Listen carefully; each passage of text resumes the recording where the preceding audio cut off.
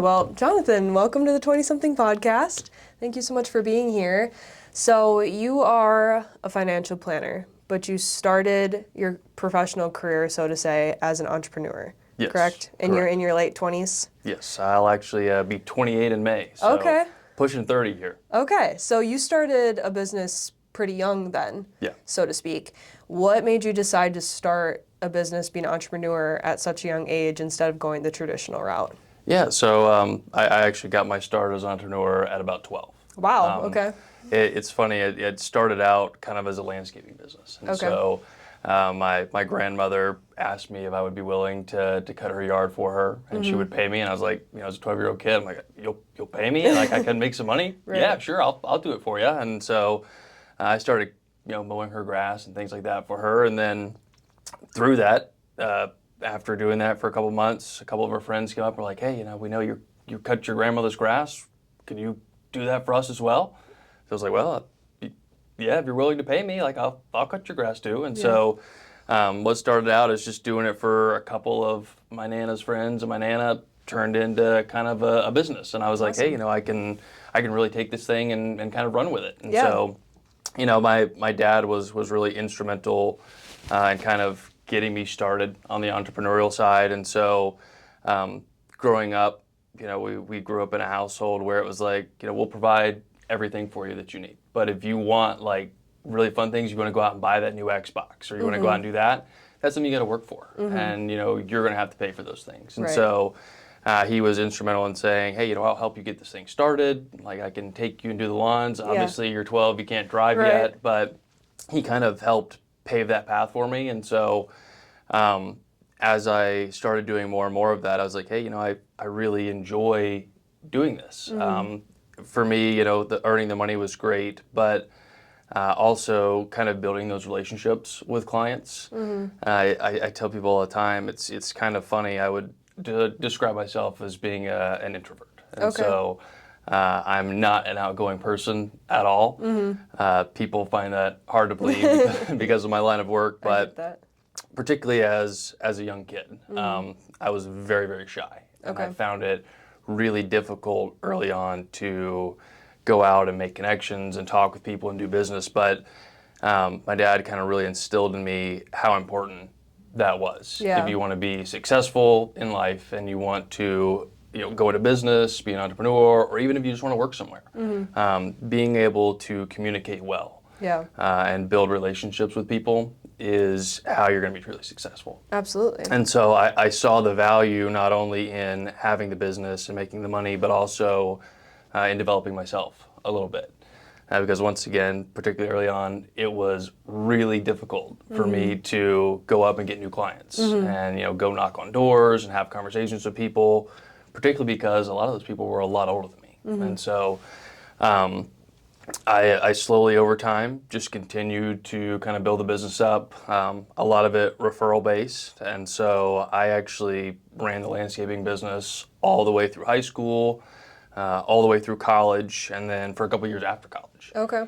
And so, just through doing that, I kind of realized that no matter what I did, I wanted to be an entrepreneur because when you have that freedom of kind of being able to make your own decisions and set your own work schedule, being in charge of your own destiny is really freeing. Yeah. And so I knew that was something that I wanted to do, and I've kind of continued that path in my current career and then some of my side hustles and things like that. So yeah, I got an early start, that's for sure. Yeah, no, I love that. So you went to college and then you continued doing the landscaping business outside of college. Was that your full-time job outside of college? It was, yeah. Okay. So I basically ran the landscaping company by myself. Okay. And so I really didn't have a lot of people that I brought on.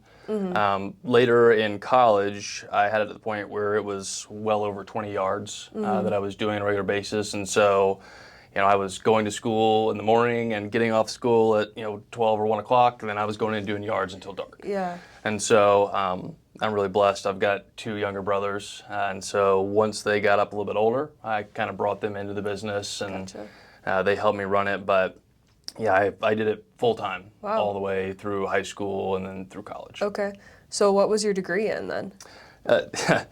I'm actually a biologist by Okay. degree. So yeah, nothing related to anything that I'm doing or have done really. Okay, talk to me a little bit about that. Why'd you decide biology while you're doing landscaping?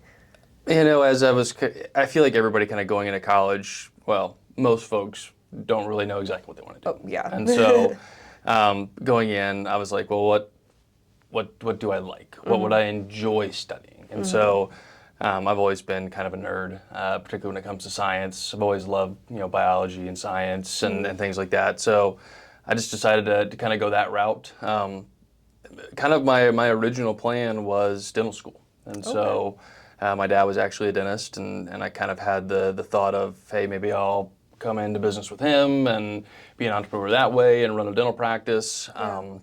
So that was kind of the reason I went biology.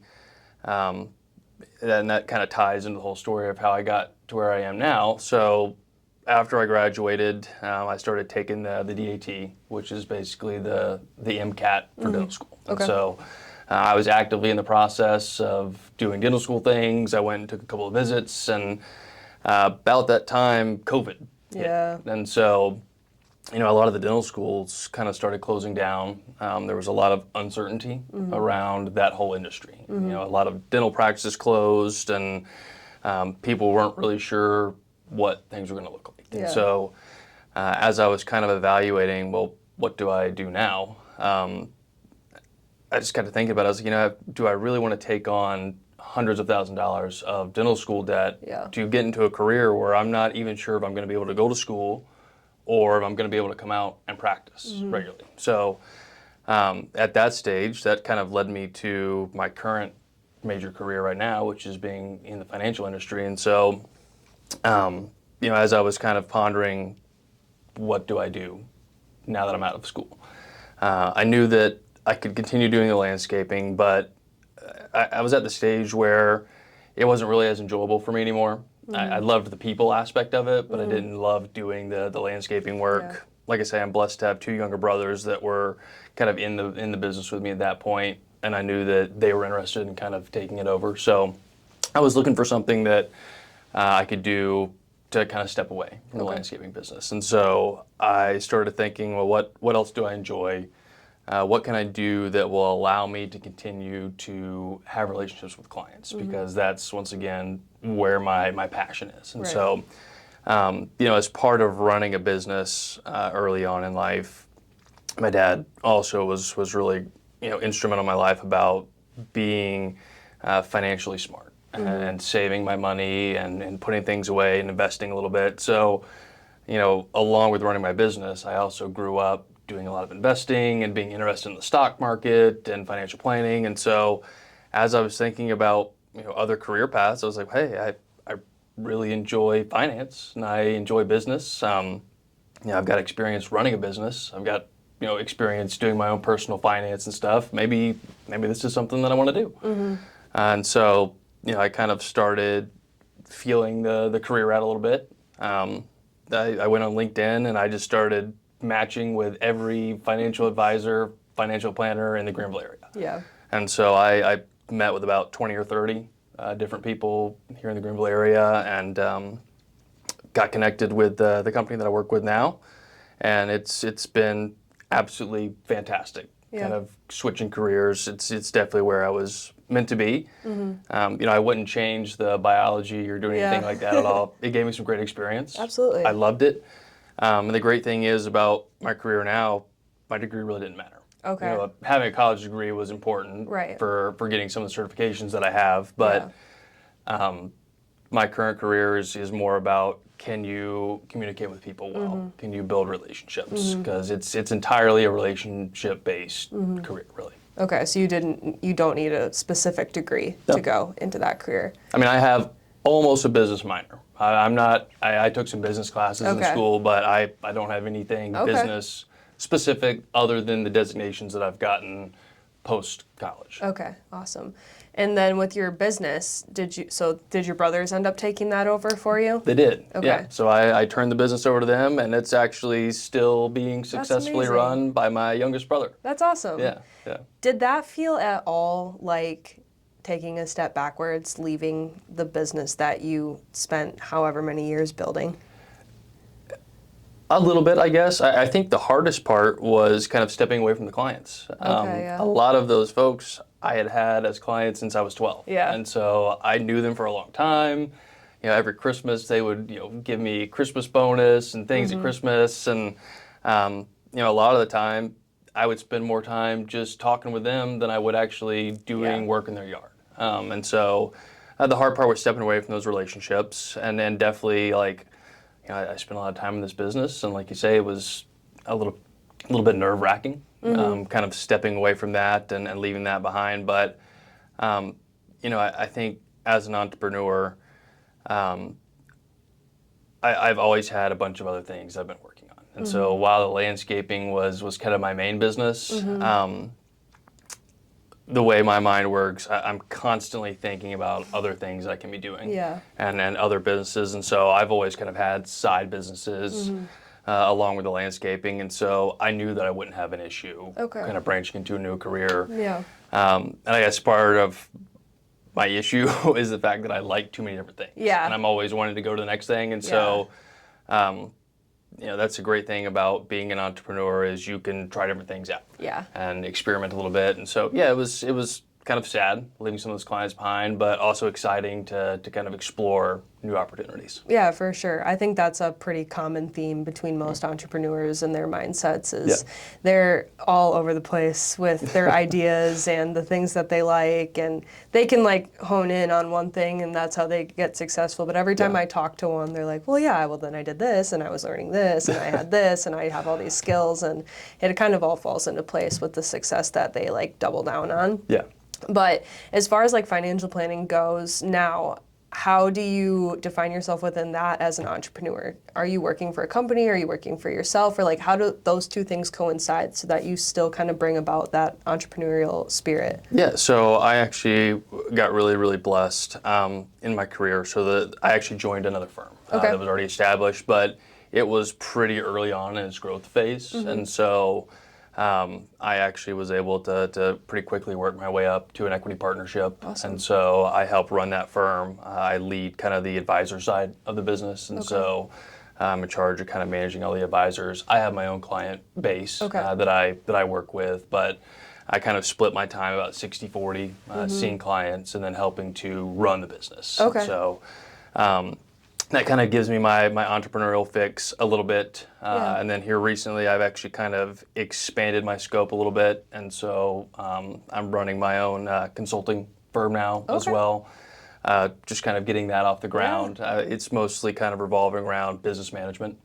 And so I'm kind of trying to leverage a lot of the skills that I've picked up being a manager and being a leader in my current company. So, I was kind of one of the founding members of our leadership team, and so as part of that, I kind of helped set initiatives for the year ahead and what we're planning, and I kind of help lead a lot of those initiatives and make sure that we're getting everybody pulled together that we need to pull together. And so I feel like I've gotten a lot of great experience with how do we kind of set up a business, how do we structure it, how do we put different protocols in place to make sure that we're being successful. And so I'm kind of leveraging a lot of that experience and kind of branching into this whole, consulting side of the business now. Yeah, that's super cool. And for people listening that might not know the complete definition, what is financial planning?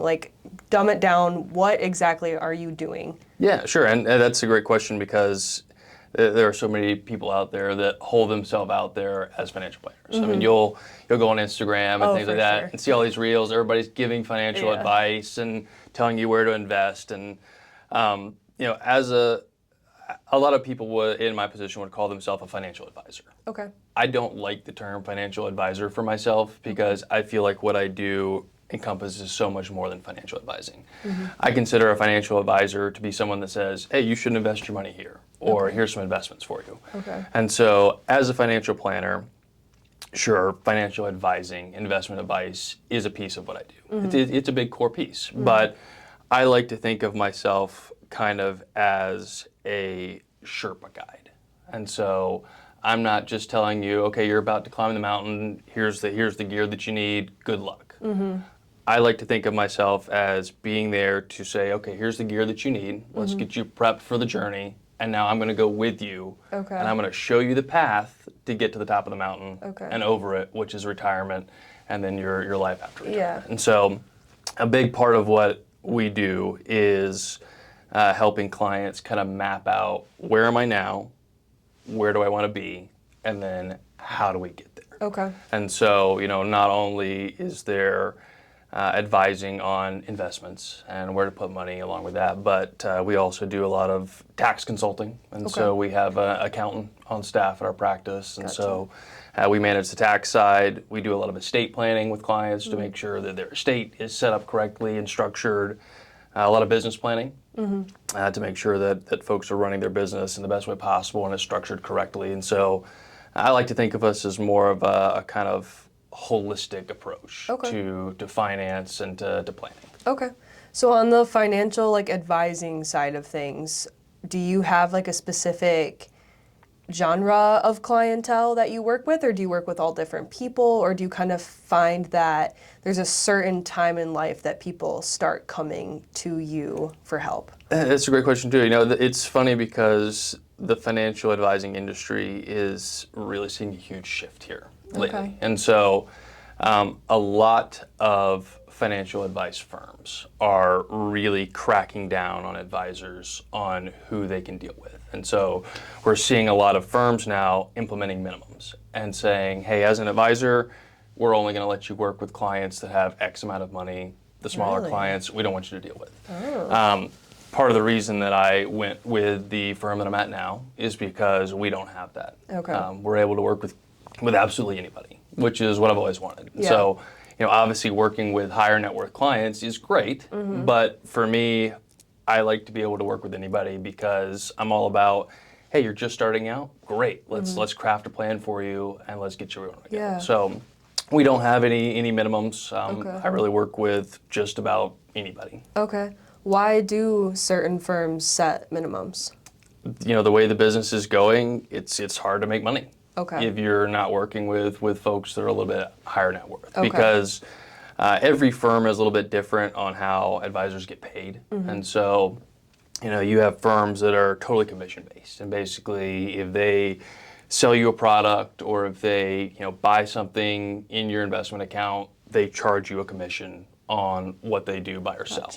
And then some are asset-based, fee-based. And so if you have $1 million, they'll charge you 2% of $1 million, and that's how they make their money. And so, clients that maybe aren't as high net worth, these firms just don't feel like they bring in enough revenue to merit spending time, which I think is such a fallacy. Sure, we have to make money as a business to be able to pay our employees and to be able to live, but just because someone may not generate a lot of GDC for the firm doesn't mean that they're not worth helping and worth providing advice to. Yeah, no, absolutely. And especially this our generation, I guess. I'm 26, but people our age and younger who are trying to start out and who are lost in the social media of it all and have no idea, I feel like they need help now more than ever before. And even if they don't have a ton of money to invest, but they want to, now they're turning to TikTok and they're just throwing their money wherever TikTok says to go, and that's probably not the best. No, I'm really passionate about that, and kind of one of my targets is kind of younger clients, folks closer to our age, because, like you say, with social media and with AI now, there's this whole push of, hey, you can learn anything, you can do your own investing, you can figure it out yourself, and in a lot of cases that's somewhat true. But being an entrepreneur and being in this business, one of the things that I've learned here over the last couple of years that's been kind of a huge lesson in my life is the fact that, yes, I may be able to figure things out. I may be able to do my own taxes. I may be able to do the bathroom remodel at my house. But I'm not an expert in those spaces. And I can go on YouTube. I can figure things out. But it's not going to be perfect. It's not going to be right. And so sometimes you have to look at situations and say, hey, you know what? Could I figure this out? Sure, maybe. But could I also hire an expert who's going to do it correctly, do it in the most efficient manner possible, And a lot of cases, that's the route to go. Yeah. It's like why I'm not remodeling my own bathroom right now, and why I'm paying somebody to do it. Could I do it? Sure, I could go on YouTube, I could watch videos, but the time value of money and somebody being able to do it right is huge, and it's worth paying for. And so a lot of the conversations that I'm having with younger clients right now are just trying to educate them about, hey, you know what? AI is great. You can go on there and it can craft a financial plan. It can give you some strategies, but it's not a real person. Right. And people put way too much trust in AI. I was actually looking at this study that someone did the other day, and he was another advisor, and he went into ChatGPT and had it answer some financial advising questions and come up with kind of a financial plan. And then he started analyzing it, and he was like, a lot of this data is just incorrect. It's ChatGPT just made stuff up. Yeah. And so, people put trust in it like it's perfect, but it's not perfect. And so, a lot of times being willing to just say, hey, you know what? I'm not an expert. And hiring somebody like a financial advisor to handle that side for you in the long run, I think will just reap huge rewards. Absolutely. And people don't realize that, but when you can hire someone who's an expert in that area, I think it's well worth the effort to just turn that over and let somebody else manage it for you. Yeah, no, I totally agree. That's been a huge shift I've noticed, like switching from like early 20s to middle 20s is starting to find the value in paying for my time to be capped to me. Yeah. Like understanding that your time is as much currency as your money is.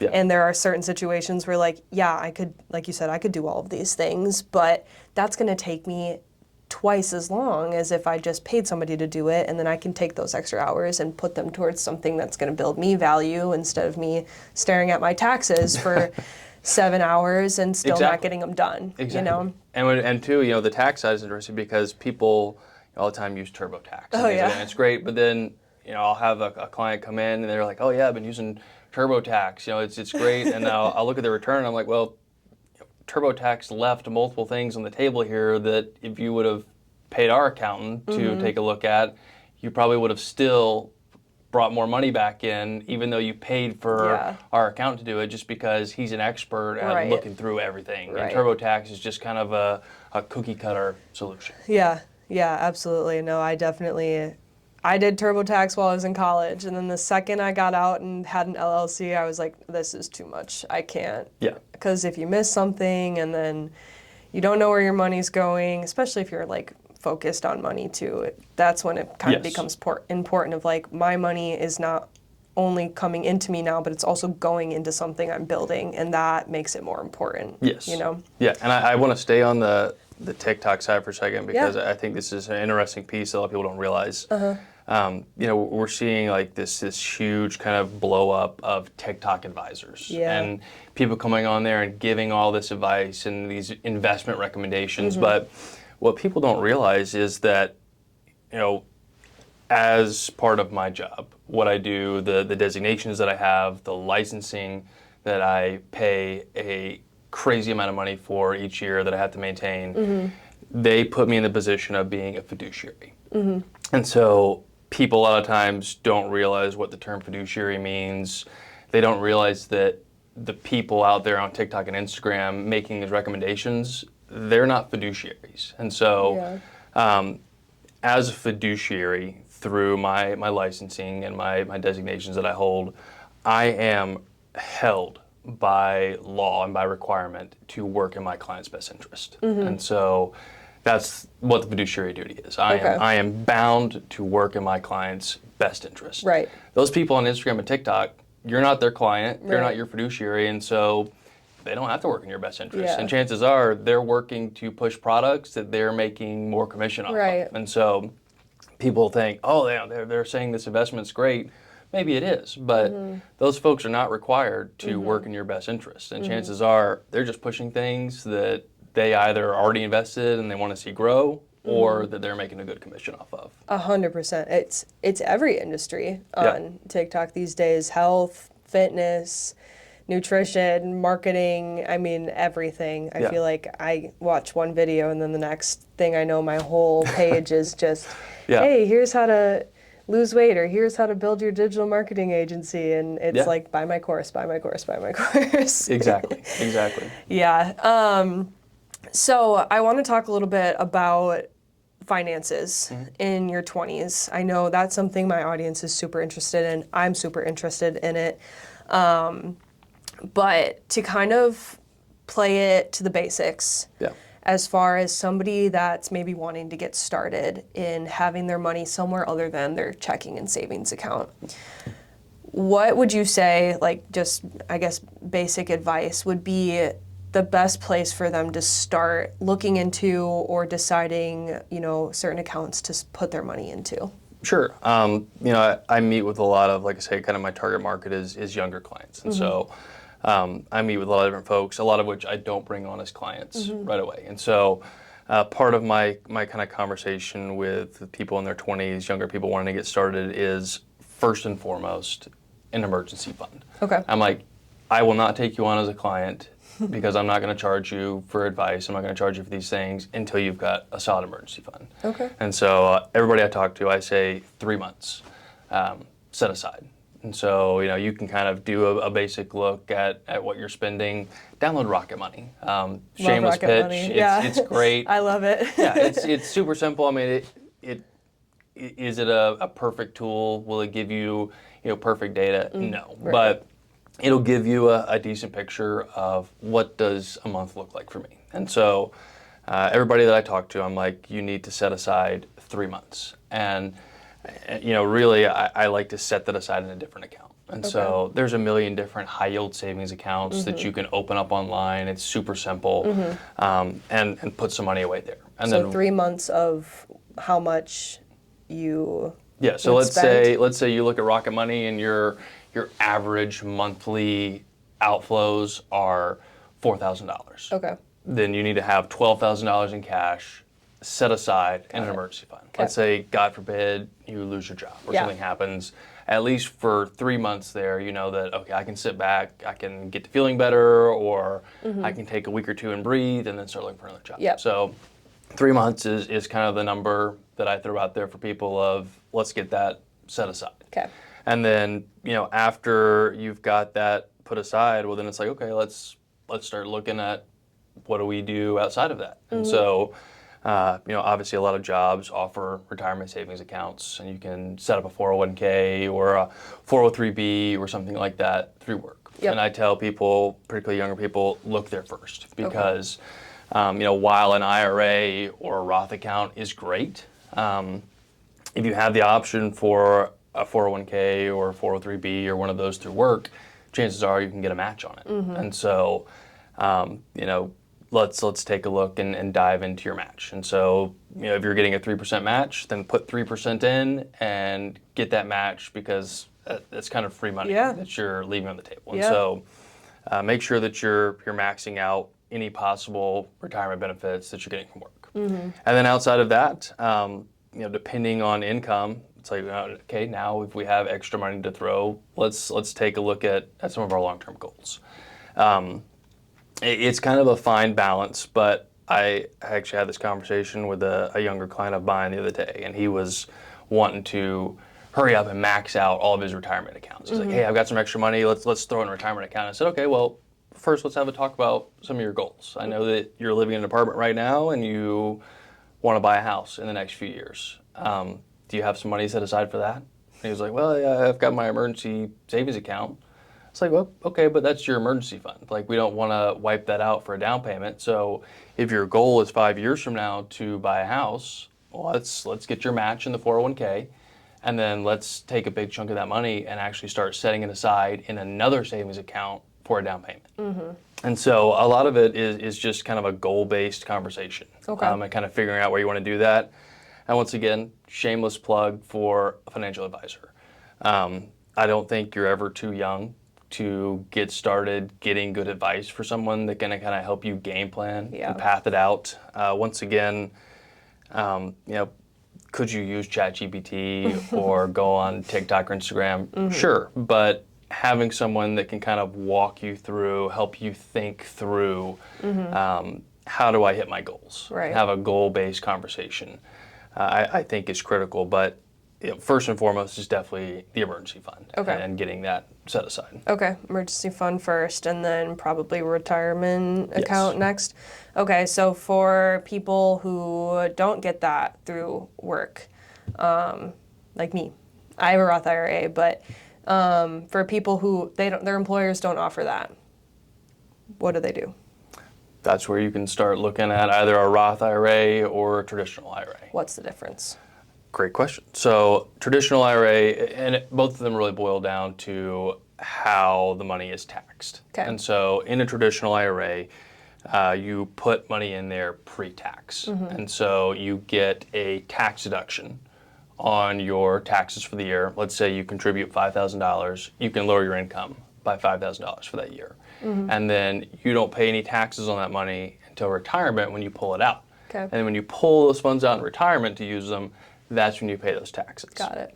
Now, a Roth IRA account, you put post-tax money into. So you pay the taxes, and then you contribute to your Roth. The great thing about that is, in retirement, when you pull those funds out, you don't owe any taxes additionally on top of that because you've already paid those taxes. So really it's kind of a tax strategy type thing. And once again, that's where having an advisor can be great because both of those accounts are great, but we want to leverage them in the best way possible. And so, if a client comes to me and says, hey, I'm making 30 grand a year right now, I think my income's going to go way up, but I'm just getting started.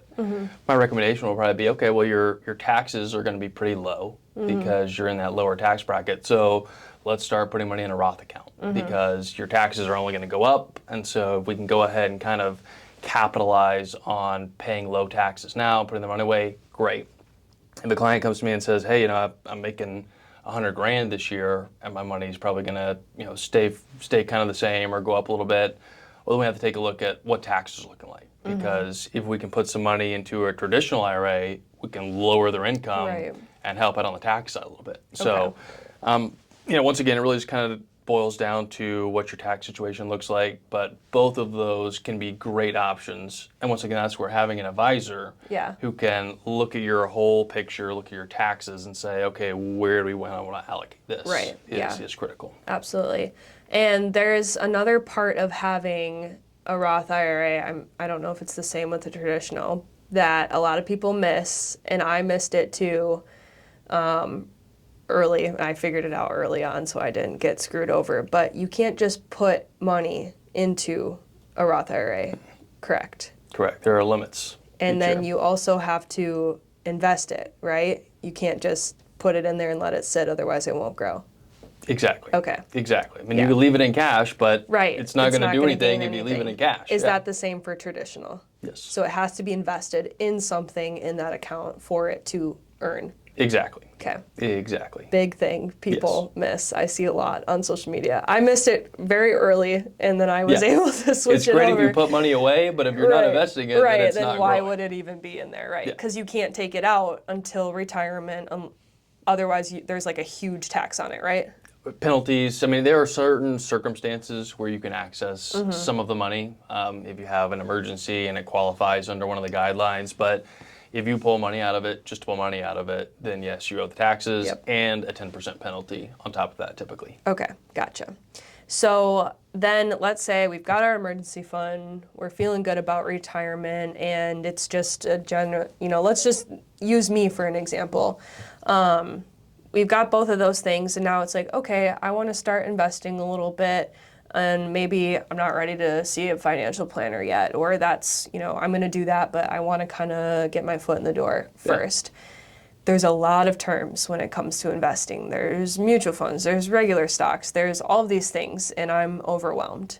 So kind of looking at that baseline, what could I do or someone in that position do to just start investing in something and not feel overwhelmed by it? Sure. There are so many free investment accounts out there you can sign up for. Charles Schwab, Fidelity, all those different names have basic accounts you can open up for really no trading fees. And so for folks that want to do something like that, they're just kind of getting started out, I always tell them, don't get fancy. And Okay. so, a lot of times people get caught up in, once again, the hype of the internet, and they think, oh, cryptocurrency or GameStop was a huge example, and they try to chase these trends.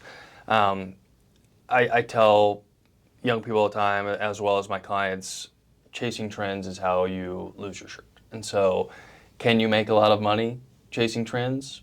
Potentially, if you're ahead of the game. But an interesting thing about news and the markets is typically by the time the average investor, you and I, have heard about a big trend or news, it's too late. Okay. The vast majority has already been, the vast majority of upside is probably already baked into it. Yeah. And so I tell people all the time, don't be fancy. Just set up a really good, solid, basic portfolio. Something like an ETF that's going to be based on like the S&P 500 or something like that, and just stick with it. Okay. You can add some if you hear something that you really like, oh, hey, I really like semiconductors, or I really like NVIDIA. It's a big name. It's cool. I want to put some. Sure, put a little bit in there if you want to. Like do a little bit of research. But I think flashy investments, can you make a lot of money in them? Sure, but particularly early on, it's a gamble. Right. I was talking to one of my friends the other day, and he was asking about investing into some different healthcare stocks and some of these pharmaceutical companies. Okay. And I was like, well, do you want to gamble with your money? You could go to Vegas and do that, or you can put it in some stuff like that. Okay. Those names are just there's too much uncertainty there, and particularly starting out early. You want to take a little bit of extra risk when you're young. That's perfectly fine, but you got to think a little bit more long term. Okay. And those names are not the ones that are probably going to pay off in the long term. Just a really solid portfolio, and don't go in there and make a lot of changes to it. Okay. A lot of times people try to make way too many changes and try to do way too much, buying and selling and trading and everything. Once again, that's if you're hearing market news, chances are it's already priced into the things that you're looking at, because your average investor is getting news way later than the people that are really making big investments and shifting the market. Okay. So pick a good fund that you like, something that's really broad, once again like an S&P 500 fund or something, stick it there, put money away into it monthly and let it cook. Okay. And then S&P 500, for people that don't know, follows what? So it's about 500 of some of the top big names in the market. So you're basically investing into little bits of each of those stocks. Exactly. Yeah, you're getting a piece of the top 500 names. So it's less of a risk than putting all of your money into like Apple. Much more diversified. Gotcha. Yes. And so once again, a diversified portfolio is you'll never go wrong being in a well-diversified portfolio. Okay, awesome. I love it. So emergency fund, retirement, and then you can kind of start looking at building up your portfolio, and it's never too early to get a financial planner. Never too early. Okay. No, because, and I think, you're probably a great example having your own business. And so that's a whole different side of, being young and being an entrepreneur and doing different things.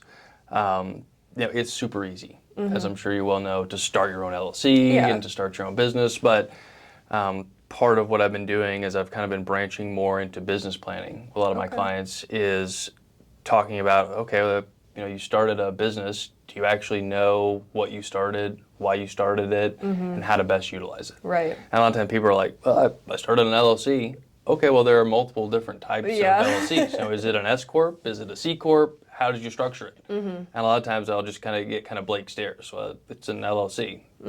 Okay, is it an actual LLC, or is it structured, as a different kind of subchapter of an LLC? And so, I think having an advisor as well that can kind of walk you through those kind of things can save you so much money. Yeah. Just on the tax side and kind of planning side. Yeah, absolutely.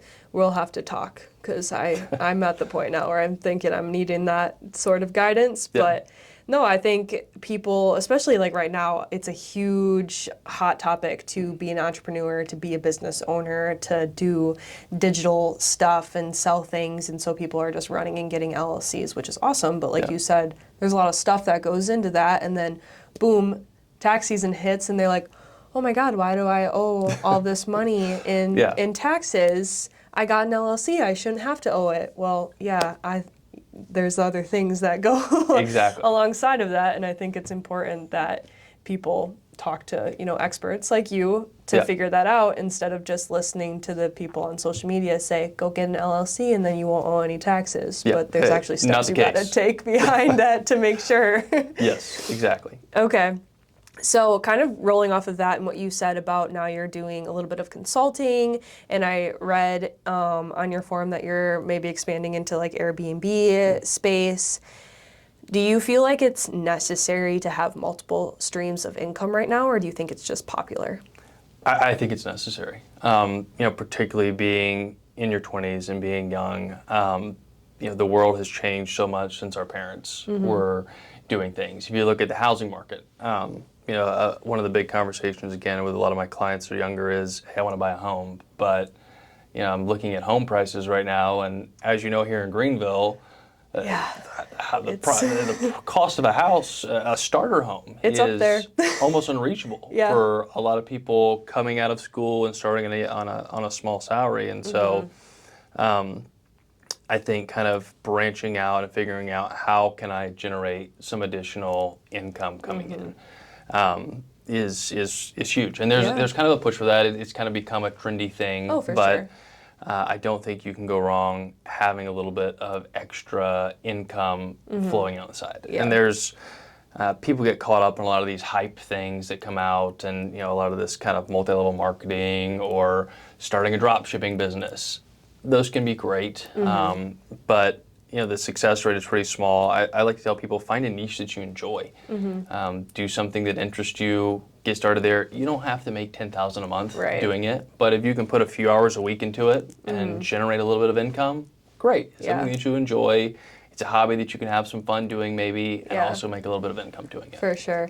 I think our generation is getting the term of like the side hustle generation for the exact reason you said. Like, everything is increasing in price. We have big goals, big dreams, but it's really hard to reach that when financially, especially with a lot of businesses, unfortunately, are not caught up with what's going on in our world and in inflation and what things cost. So you come out of school and they're like, here's $40,000 a year. And you're like, I can't even rent an apartment for that much. How am I going to be a homeowner one day or travel or do all these things? So now we've got everybody in like that middle 20s chunk, I feel right now, doing a bunch of side hustles. And I think that's where that big want for entrepreneurship is coming from now. Yeah, I think the issue though is, and I was the same way in my young 20s, but there's this thing about, hey, I don't want to waste my 20s. I want to have fun in my 20s. I want to, goof around and do fun things. And that's great. But,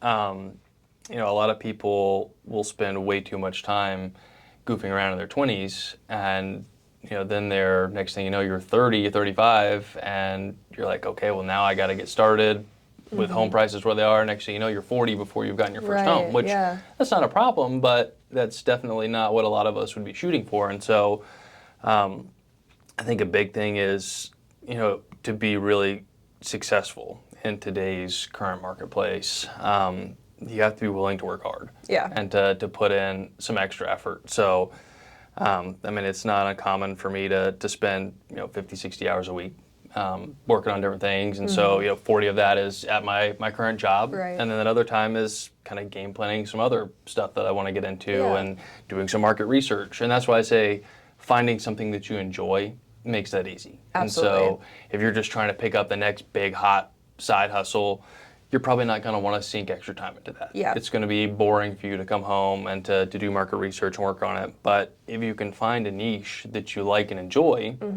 that makes it a lot easier to spend that time outside of work also working on. Yeah, no, I absolutely agree. And it actually reminds me of I read a quote the other day about like being in your 20s, because that's my entire Instagram feed at this point. And it was like, your 20s are more about becoming than arriving, but there's a fine line between that, and that's where a lot of people get lost. It's like a lot of people are so focused on arriving at the success at this age that they focus in on so many different things to try and get that instant gratification, and then they get to their mid-30s and they're completely lost and starting from scratch. But then there's also the other half of that where it's like, oh, well, this is the time to try everything, so I'm just going to do everything in my 20s, and then they get to the end and maybe they did have a career, but now they have no money. Yes. Or they lost out on a lot of opportunities. So it's been a conversation I've been having like with my close circle and even with myself of like finding that balance between this is the time for me to figure out what I want to become and really double down on that, but also make sure I'm not rushing to arrive there because there's also so much time left in life. Exactly. You don't have to get there at this age, which is like a huge reason I started this podcast, is because you get out of college and you're like, I gotta go, like I gotta get the job, I gotta get the house, I gotta get married, I gotta do all these things before I'm 30. I'm like, why? Exactly. There's time. And I mean, I didn't get into my current career until almost 25. Exactly. And so I spent my early 20s kind of doing the landscaping, and I did a drop shipping business for a while, and some different things like that. And so, there's no rush to get into something, but I think too, it's interesting looking at how the job culture is going, particularly with our generation. And we're kind of in this job hopping type thing. And it's not uncommon for people in their 20s and 30s to switch jobs every couple of years and to change around and jump. And in some industries, that could be great. But I think too, if you can find something you enjoy doing, find a good company to work for, being somewhere, sticking with somewhere, and really working to build yourself up and to achieve some goals there is great. That's what I've done, with my current job. And once again, I'm really blessed to be with a great group and have a lot of opportunity there. But I knew early on that I wanted to find somewhere where I can make my mark and get started there. And, I remember starting out, looking at my starting salary and being like, oh, I don't know how I'm going to afford to eat and to be in an apartment. And it was that slow grind of, hey, you know what? I know that I'm starting at the bottom here. Could I go somewhere else and job hop and make more money doing things? Yeah, sure, probably. But I think there's a lot to be said for finding what you want to do and then saying, hey, you know what? I know this is going to be a grind, but I'm going to jump into it. I'm going to stick with it. I'm going to work hard. And that's how I'm going to work myself up to a good spot. Yeah, absolutely. No, I totally agree. I think there's a good chunk of time you can take, especially in your early 20s, to start to figure that out. But then to your point, like, find what you're passionate about, find what makes you happy, and that takes different time for everybody. But when you find that, follow it, and then it won't take you as long to arrive at whatever you're trying to arrive at. I don't necessarily know what that's like for everybody, because I don't foresee life as like finish lines, but I was just talking to my dad about that actually, because there's like two separate ways you could do it. It's like, if you find your passion and what makes you happy in something that is like a step-by-step career, amazing, do the grind like you said. But then if you're somebody who's like, well, my passion is in something I have to build, that's cool. There's nothing wrong with going to get a job that funds that dream. Precisely. And you have to be willing to make that sacrifice at this age if you want to get to that point that you're trying so hard to get to. Yeah. I mean, there are very, very few things that give you instant success. If you want to be successful in life, unless you get lucky and win the lottery, or great-great-grandma Jean leaves you a big chunk of money, you're going to have to work hard for it. I mean, I think this is interesting too, as I've kind of shifted into more of a management role, and I've been doing a lot of hiring and things like that. One of the things that I've been kind of frustrated with particularly some younger folks I've looked at, and it goes back to the instant gratification thing that you were talking about. They come in with these really high expectations for, hey, I want X salary, and I want X and Y benefits. And I'm like, well, you're asking to start at the top of the chain, but you're 23 and you have no job experience and no licensing, and it's like you can't come out and expect to just receive instant gratification and to be right at the top. It's like, being successful doesn't just happen overnight. You have to work for it. You have to be willing to commit and to put in what I like to call the sweat equity. Yep. You don't just rise to the top overnight because you think you deserve it. Right. No big successful company has been built overnight just out of nothing. Yeah, absolutely. And I also think, like, young people who are starting careers, it's not the same trajectory as it was when our parents were starting their careers. So just because you're starting at the bottom doesn't mean you're going to have to wait every single year for your little bitty bonus and then maybe I can make a step up. Like, if you're that passionate about it and you have these high expectations, but you have to start from the bottom, I think it's really important to understand that, like, you're in control there. Go make yourself an asset to them. And then, boom, maybe in a couple months, wow, actually this person has shown that they're of utmost value to here, we're going to bump them up so that we can keep building. Like, companies are not following that standard path of, like, okay, well, you've been here for 5 years, it's time for your promotion. Maybe some are, but I think it's starting to shift. And if young people could understand that, like, you're an asset. You are working for a company and providing them value. It's a partnership. Like, you guys are giving each other things. So make sure that you are putting in what they're putting in, and then you keep growing. It's interesting because I actually had a conversation similar to that with someone just the other day, and she was talking about, hey, I'm in this new career, and I would like to do more, but I don't know. I'm a little uncertain. I would like to work my way up further, but I don't know how to go about it. And I was like, okay, well, are you, when you're not seeing a client, are you, there and saying, hey, what can I do to help? Can I, do some paperwork? Can I do some filing? Can I clean something? Like, staying busy and staying active, and like, I think, like you say, showing that you're invested and that you want to work hard, and then also know your worth, and don't be afraid to bring it up.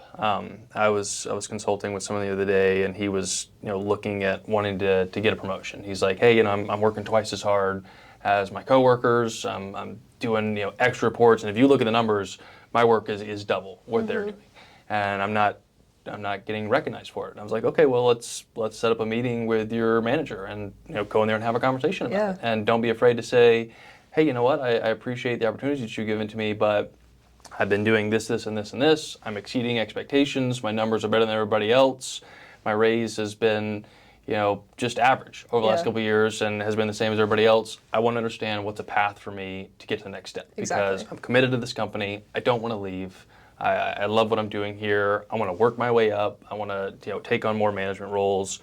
Paint me a picture. Show me the path. What do I need to do to move up and to continue going? And I think a lot of times people are like, they won't care, they won't listen. But a lot of these companies, they want people that want to show them something and that want to prove themselves. But sometimes you have to create your own success, create your own opportunities, and don't be afraid to say, hey, I'm bringing extra value to the table. I need to be rewarded for it. Here's what I'm looking for. Help me see the next steps. Yeah, no, absolutely. In the least harsh way possible, people aren't thinking about you. Like, you have to go and put yourself in front of them, because it probably didn't cross their mind. They're running a business. They have so many things going on, and I'm sure they probably notice bits and pieces, but a lot of people think, like, okay, well, if I just do the work, the opportunity's going to come to me. But most of the time, you got to do the work, and then you have to go ask for the opportunity. Create your own opportunity. Yeah, or go seek it. Like, it's not just going to show up at your front door.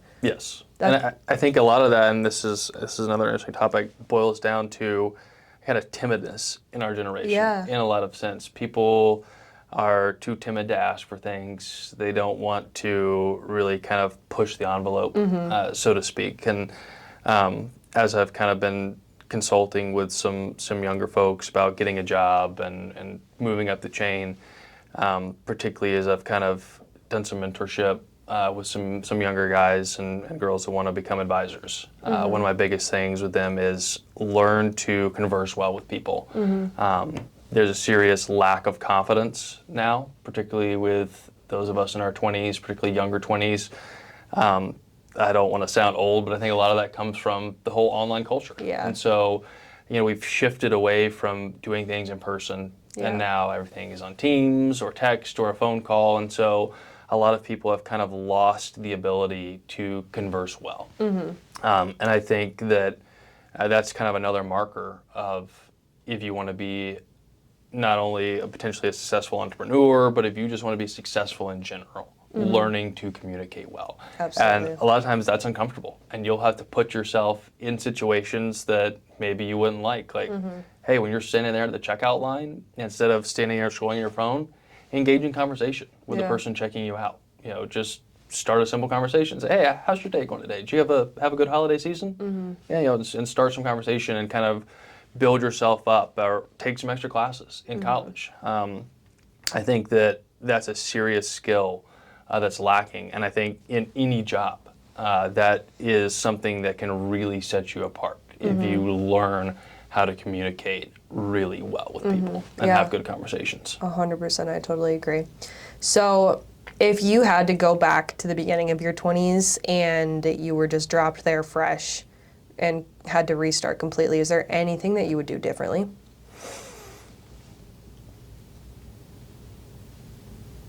I don't think so. I've loved the path that I've been on. I've had a lot of failures. I've had a lot of success. I've tried a lot of different businesses, and I had a lot of different ideas. I think the path that I've been on has been great. I've enjoyed every minute of it. Yeah. Once again, I think those early failures in the business and learning to talk to people and losing some clients and things like that were instrumental in kind of getting me where I am today. And so I don't think that I would change anything in kind of the path that I had. Yeah, I love that. I think it's easy to look back and say, like, oh, I should have done this, I should have done that, whatever. But I am a firm believer that, like, the things that we go through and experience are the reason that we know the things we know or are who we are or get to the places that we've been. And sure, like, I sit down with somebody much older than us and they're like, yeah, I would have probably invested more or I probably would have. I would have put a bunch of money in Bitcoin if I could have gone back to my early 20s. Holy crap. That would have been nice. Yeah. But no, I appreciate that answer. And I could keep talking about this for hours and hours, but I value your time, my time, our listeners' time. So as far as if anybody in the Greenville area is listening, is there a way that they can get in contact with you that I could share with them if they're interested in working with a financial planner? Yeah, I'm more than happy to give you my website. And they can go on there and it's got all my contact information and things like that if they want to reach out. And once again, I don't have any minimums. I'm happy to work with anybody. Even if I don't end up working with someone, I'm always more than happy to just sit down and have a good conversation. Sure, amazing. Well, I'll put all of that in the show notes so that people can reference it and reach out to you if they're interested in working with you. But I appreciate you coming on and sharing all that info with me. Yeah, of course.